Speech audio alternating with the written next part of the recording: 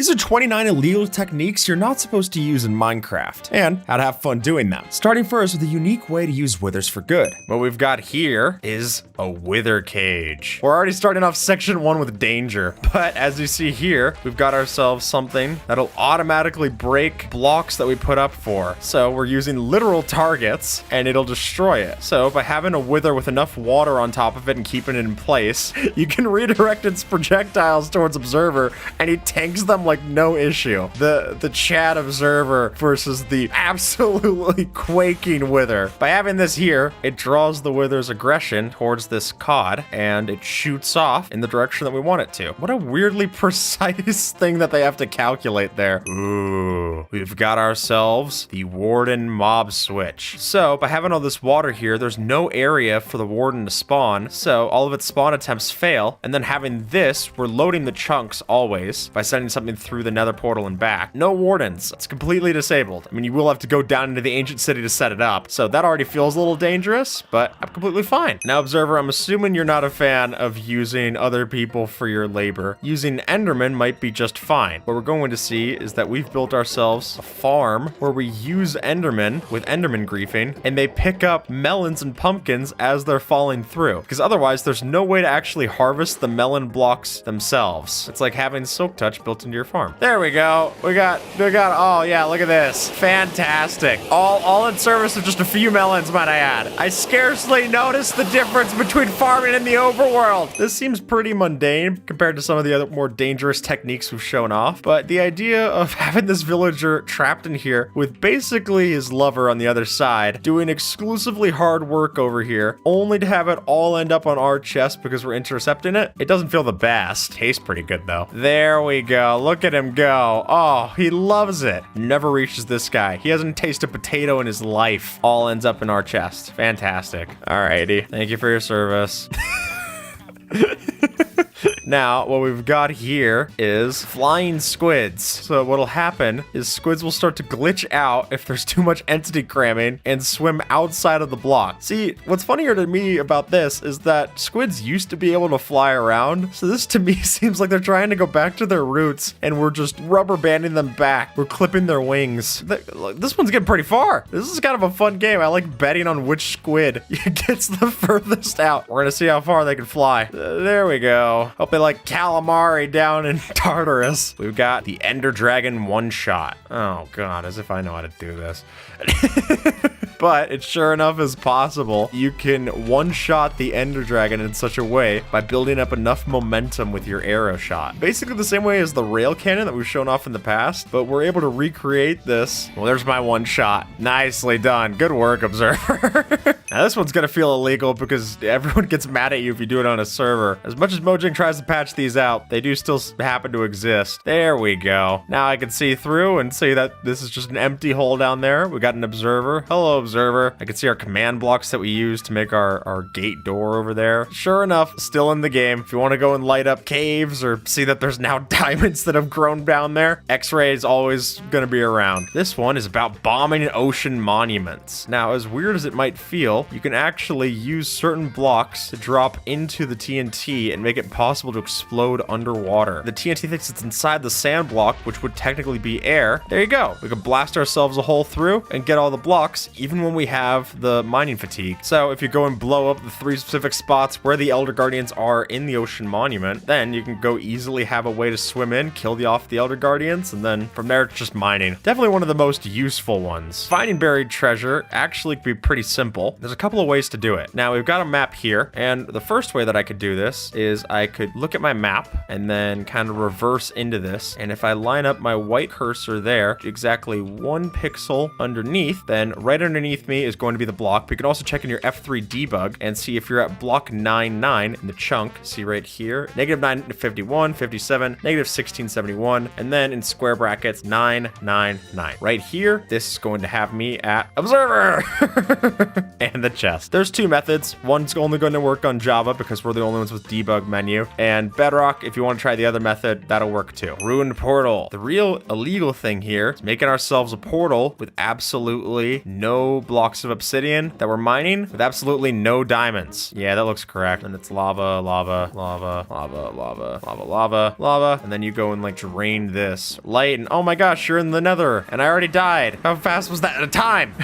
World record pace. Water breathing potions definitely are helpful, but they're also expensive. So one of the favorite ways to do this, if you're on Java, is just grabbing yourself a door. And now all of a sudden, you not only can breathe in here, but we can also mine at the original speed that we want to. You're going to be able to see everywhere around you. It just makes it so much easier. If you could just bring doors, you get 3 of them when you craft. There's really no reason not to have these. So the F3 screen tells you when tile entities are nearby. And so by using this, speedrunners have found a way to use this here, and we can start to see when tile entities are in the direction that we want to be in. You can use these to tell the differences between nether fortresses, bastions, and where you should be running your speedrun, all by using game dev tools. Who would have thought that the debug screen could be useful? Now we're looking into block breaking. So by clicking fast enough with the right click, what we're aiming to do here is look right inside of the piston's hitbox when it explodes, placing a piston upside down in the same block. Hey, look at that. And then unfortunately you find out that it's still another thing of bedrock there. And actually while we're here, Observer, this seems like a good enough time as any to show off the redstone trick too. So basically the way that you do this is you place down a whole bunch of redstone connected up to a lever. And then if you have a mod like Tweakaroo, or you really could just do this with a macro, you spam it a whole bunch and then it lags out the server so much where you're now able to go over and do things to torment your friend. We've shown it off in the past. You could do this for pranks. Oh, like Observer got me here with the obsidian. And well, it's probably not the healthiest thing to do to a server trying to lag it out like this. It works. Sand duping, Observer. By breaking these end portal frames, not unlike how we actually broke the bedrock before, we can then place any block that we want here. So concrete powder, gravel, sand, flip this, and it bounces it around, and it's shooting our sand into the other side. And all of our blocks have been shot through and collected right into here. Pretty nice. And what's cool is when Observer is doing this on the overworld side, it'll actually trigger while I'm on over here in the end. We're gonna see those blocks start to shoot out. Look at them go. So we have the carpets here, and that's what's breaking them. It's that it's falling onto the carpet blocks. But yeah, imagine how scary that would be. You're just standing here, and all of a sudden a block comes from interdimensional space travel and launches right into your face. It is a pretty effective farm, though. One of the most classic illegal techniques is TNT duplication. So because every time the coral fan is pushed, it gets updated. That then means that it's uniquely capable of updating the other blocks around in this weird way, getting us TNT duplication. String duplication machine. Now this is something I actually built during the July series. It's somehow possible with flowing water like so to have it flow from these here, and when you're facing in the correct direction, you have to be facing north when you build this. You can have it run past these, and it somehow updates with these trap doors, giving us a bunch of string. And then you can trade this with a Fletcher villager, get a whole bunch of emeralds. Apparently it's fixed now, so get in while the getting's good. So what we're seeing here is a thing called quasi-connectivity, which only exists in the Java version of the game, and it's a glitch that allows us to give redstone power indirectly to things. If you're doing the same thing over in Bedrock, this bottom piston here, the one that we're showing in red, wouldn't get power, which unfortunately breaks a lot of farms and doors and stuff by the time you bring them over to Bedrock Edition. Well, the classic's the redstone that's like not attached to it that works, right? Yeah. What we've got here is the tunnel bore. So what we're able to do, and really what makes this all happen, we're doing TNT duplication for sure, but it's all thanks to the ancient debris being able to be a pushable block that doesn't explode. So that shoots it forward, and kablowie. It's 100% collection rate too with the TNT. So then you go forward, you get yourself diamonds and stuff. Pretty neat. It is kind of weird seeing an observer in the world next to you. Like, are you comfortable with this?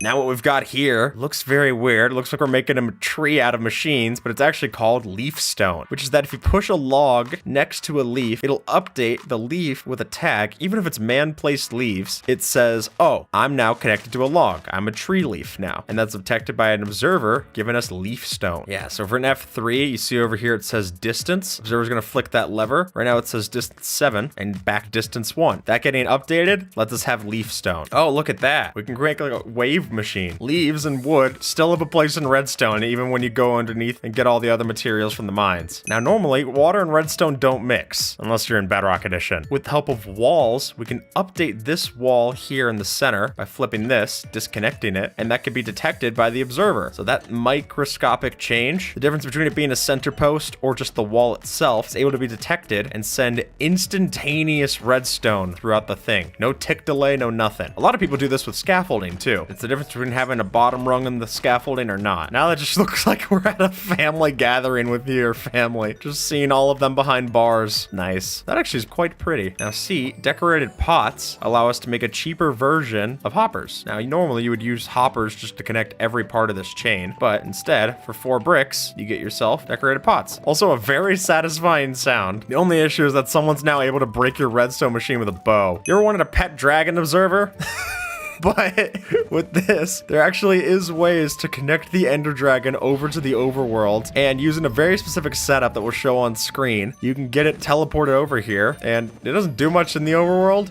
It's definitely destructive. I wouldn't recommend letting it next to the other animals. We have an overworld Ender Dragon. An over dragon? The zombie-proof door. So this door, usually I'd place the door, and you can't really tell a difference here. Come and try my measly door. Not my favorite. I place it like this. It's technically open if you were entering it this way. It's fine. I mean, it's not the prettiest door the way I placed it. I'm completely safe. And our villagers can be safe too. So if you want to make your villager houses safe for all zombies, this is an easy way to do it. Carpet mob proofing. Now, good advice. By using carpets on top of signs like so, we all know that we can walk over these, but our mobs can't. They're just stuck. So the husk won't run over to our villager, but the villager also can't escape either. And as soon as I get rid of this and make it a full block, then they can escape just fine. Unfortunately, he doesn't know that was a bad idea. What we've got here is the minecart elevator. By just holding right click through the minecarts, you can shoot your way up to the top. I mean, no complex redstone or anything, literally just minecarts. You just have to drop the minecarts onto the ladder, and this is a version that's pretty much future-proof. They're not going to patch this out, I don't think. So by using the debug stick, which if you want a quick way to turn that on, you could just go into controls, operators item tab on, and now I've got the debug stick, and this lets us tweak the entity state of things. If you wanted a wrench, this is basically it. Move around that sign. I can make the bed into different parts of it itself, giving us cool couches to decorate with. I can turn the furnace. I can punch and then change which state I want to change. So we can make the barrel constantly open. Very, very cool. The debug stick is a thing I wouldn't know what to do with if I didn't have it. Why I don't play Bedrock Edition that much. So as of recent updates, we can now waterlog barrier blocks. That's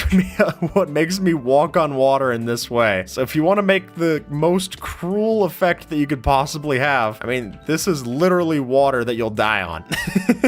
There you go. Can it make cobblestone? Hey, look at that. Now, as soon as we have lava logging, we can just put all of these cursed blocks here. But look at these little balloons that we have. They're water balloons. So using a redstone glitch technique, that allows us to halt block updates in such a way that we can actually split our nether portals like so. And now we can build with portals. So if you ever wanted to make the Pether Nordle, the weird cursed block version of the nether portal, by all means. It's all possible, at least until they fix it. So go wild. And with that, folks, YouTube thinks that you might like this video. So see if they're right and have a good one. All right?